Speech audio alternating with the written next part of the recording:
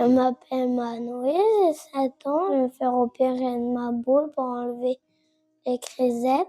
Les crisettes dont parle Manoé, ce sont des crises d'épilepsie. Et la boule qu'il évoque est en réalité un agglomérat de cellules bénin qui s'est formé en même temps que son cerveau.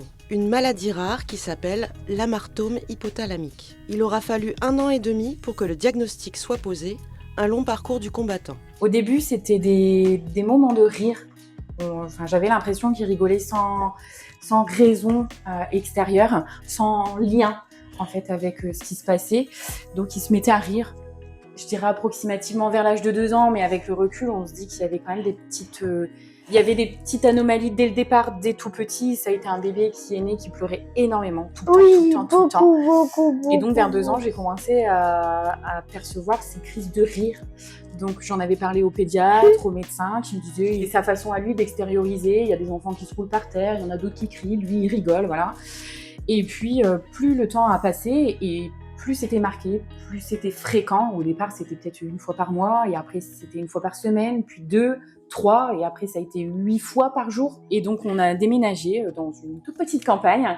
Et donc quand j'ai rencontré la nouvelle médecin qui était dans le coin, je lui en ai parlé, elle me dit écoutez, elle dit ça fait quand même assez schéma de l'épilepsie. Sur les conseils du médecin, Manoé passe un électroencéphalogramme de 48 heures. Le constat est sans appel, il souffre bien d'épilepsie. Enfin, j'étais prise au sérieux parce qu'on se dit on est délaissé, on nous croit pas, on nous prend pour la maman folle qui veut absolument que son enfant ait une maladie, elle veut qu'on la regarde alors que pas du tout, au contraire, je suis pas du tout comme ça.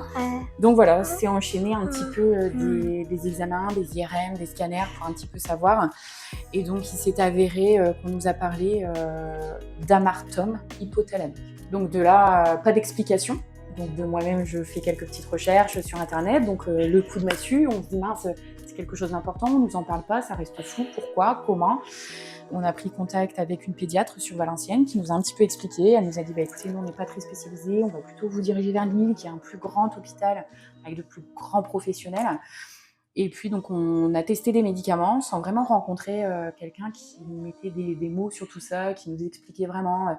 Ça restait très flou au final. Donc on a commencé des traitements, un petit peu à l'aveuglette, des traitements anti-épileptiques.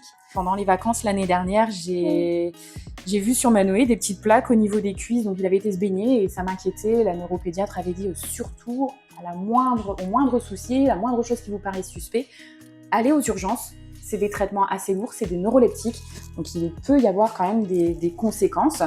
Donc n'hésitez pas. Donc je me suis rendue, à ce moment-là, j'en garde c'est un peu douloureux. C'était une expérience que je souhaite à personne, où le CH, le médecin m'a dit, vous savez, votre enfant, il a le droit d'être malade comme tous les autres. Je pense que c'est juste quelque chose de cutané. Et il s'est avéré que 3 jours après, mon fils faisait le syndrome de Biel. Donc une très grosse intolérance au traitement, au Tegretol en l'occurrence. Donc il a été brûlé entre guillemets sur plus de 50% de son corps. Donc ça a été très compliqué, ça a été des pleurs, ça a été de l'angoisse supplémentaire, puisque quand on nous dit votre enfant il a une maladie rare, c'est 1 cas sur 200 000. Donc on se sent très seul, très isolé.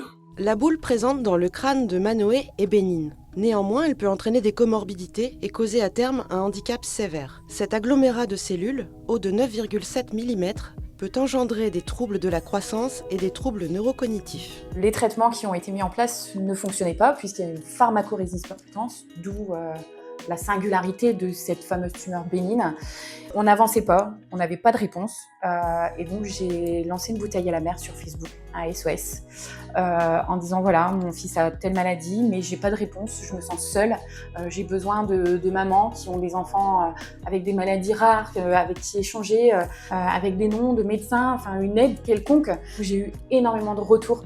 Et donc, j'ai eu le nom de Monsieur Lefranc. Le professeur Michel Lefranc est neurochirurgien au CHU Amiens-Picardie, dans la Somme. Il est pionnier de la chirurgie par thermothérapie laser, la LIT. C'est lui qui pratiquera cette intervention mini-invasive sur Manoé. Elle consiste à atteindre une zone du cerveau difficile d'accès, ici la boule, responsable de l'épilepsie de l'enfant, afin de la détruire par chauffage. Quand j'ai eu une réponse, c'était enfin on m'écoute. L'opération fait peur, effectivement. On nous dit que c'est une zone très sensible, c'est en plein milieu du cerveau, vraiment très, très centré, donc avec beaucoup de risques éventuels. Monsieur Lefranc nous a rassurés en nous disant que c'était de l'ordre de 0,05% de risque, donc ça reste minime. Est-ce que le jeu en vaut la chandelle ?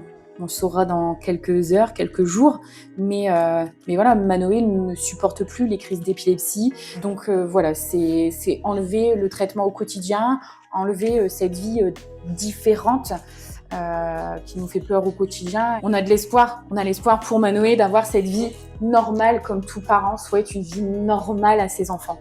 D'après le professeur Lefranc, 90% des patients opérés avec cette méthode innovante robot-assistée ont vu leur état s'améliorer, certains en conservant des traitements. Et un peu moins de la moitié ont vu leur épilepsie disparaître totalement. La thermothérapie laser offre un traitement aussi efficace que les méthodes chirurgicales classiques, tout en réduisant drastiquement les risques de comorbidité. La chirurgie de l'épilepsie vit une de ses évolutions majeures avec l'apparition de traitements qui sont particulièrement moins invasifs, dits mini-invasifs, qui permettent de proposer des gestes plus sûrs, plus reproductibles, tout en évitant une ouverture large du crâne. Donc on est sur une avancée majeure pour tous ces patients. On dépasse les limites dans la capacité à pouvoir utiliser la roboterie et l'imagerie. On est en capacité à aller opérer des patients qui étaient impossibles à opérer, ou plutôt que la difficulté était telle qu'il valait mieux pas opérer que de proposer un soin. Dans le cas de Manoé, la LIT a été un succès. L'amartome a bien été détruit. Depuis l'opération, le jeune garçon n'a fait aucune crise d'épilepsie.